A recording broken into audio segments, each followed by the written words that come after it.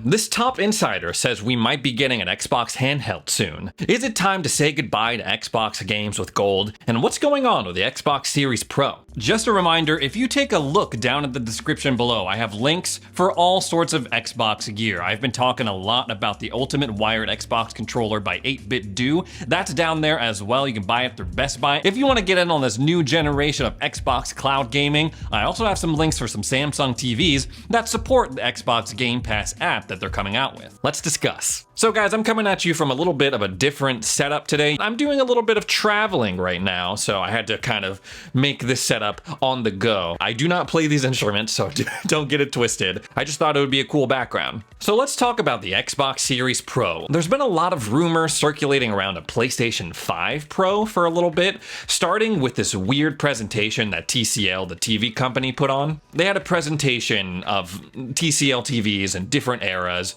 and how they performed, what specs they performed at with certain consoles, the 360, the Xbox One, PS4, the Xbox Series consoles, the PlayStation 5, and then they had this wacko weird slide of saying that in 2023, 2024, there was going to be 8K 120 FPS gaming with the PlayStation Pro and the Xbox Series Pro. A lot of people were conflicted, obviously, because we are going through a console shortage. Ever since these consoles came out in 2020, people have been having a hard time getting their hands on just the regular consoles. It's gotten a little better over on the Xbox side because they got crafty with it. They paid for chip priority. The Series S is selling really well, but on PlayStation side, the PS5, it's still really hard to get one of those consoles. If this is true, a Pro console coming to 2023 and 2024, why even bother putting that out when people can't even get the regular one? Since then, this idea that TCL had some sort of insider knowledge of when Microsoft and Sony were going to be releasing the Pro versions of their next-gen consoles, I still think it's in the works, guys. Maybe they'll even tease it at whatever this God of War Special Edition PS5 event is going to be. I don't know. I'm usually wrong with these showcase predictions, so don't come at me if the showcase comes and goes and there's no Pro console teased. But this whole story has me thinking of a story that my friend Jimmy told me when he used to work with Austin Evans. Him and the team, they all got to see the Xbox Series consoles first, like way before anyone else. And the things that they saw over at Microsoft headquarters, their underground bunker, nah, just kidding, they don't have an underground bunker, makes me think that they already have the plans for a Series console, for the next version of the Xbox, or whatever they decide to name that. And while I can't relay to you what exactly was seen on that trip because of course, reasons, I still believe that we're going to be getting an announcement sometime in the next, maybe like at the end of this year, maybe in the first quarter of 2023, of a console refresh for this generation.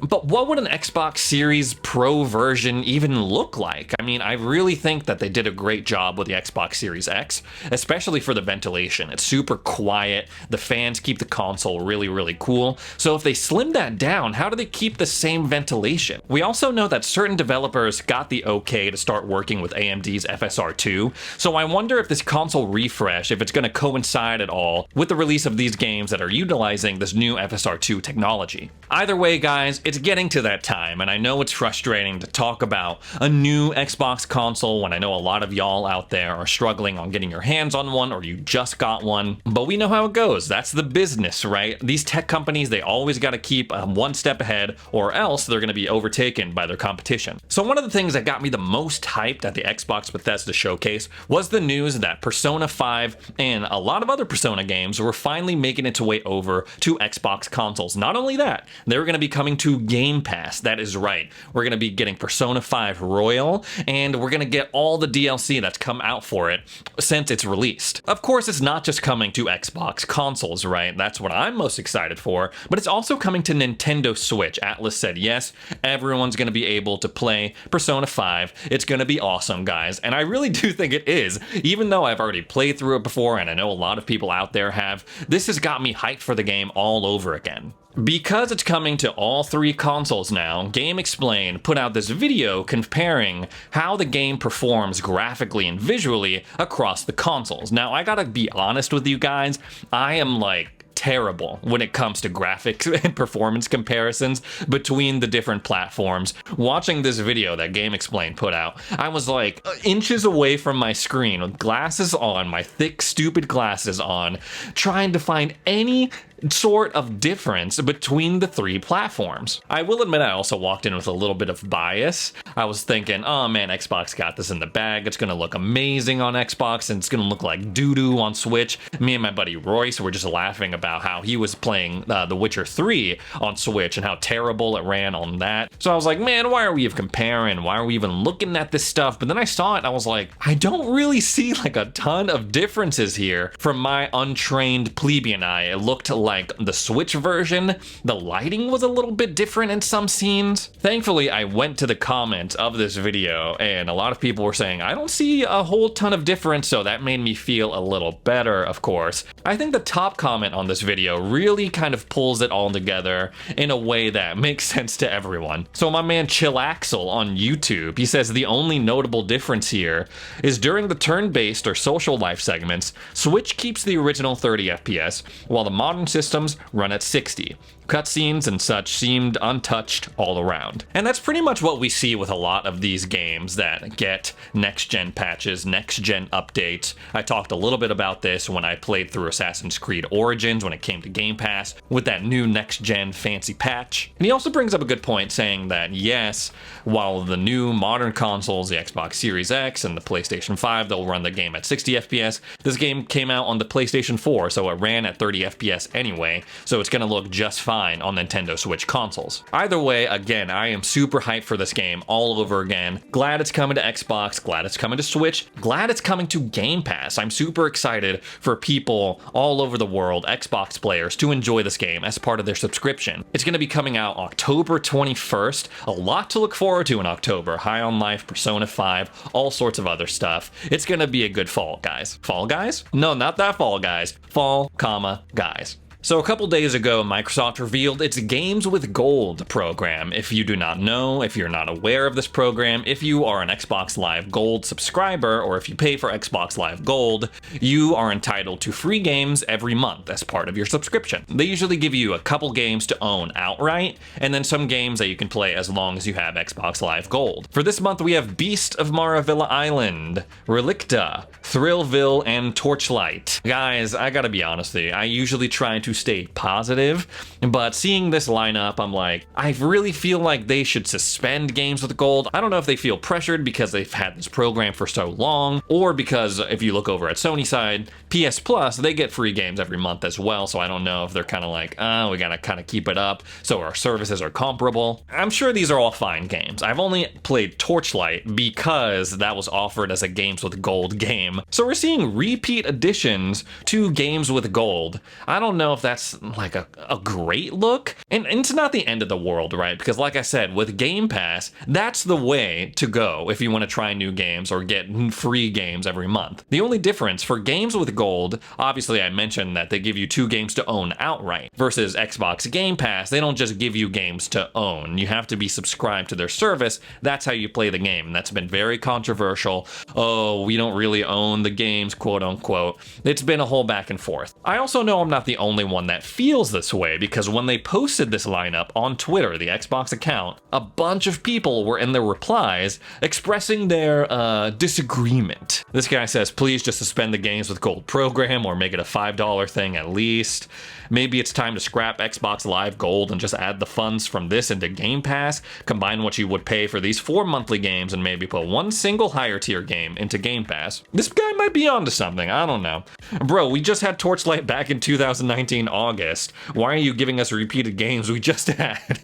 Okay, well, 2019 August, that's not very recent, right? So I disagree with this one for sure.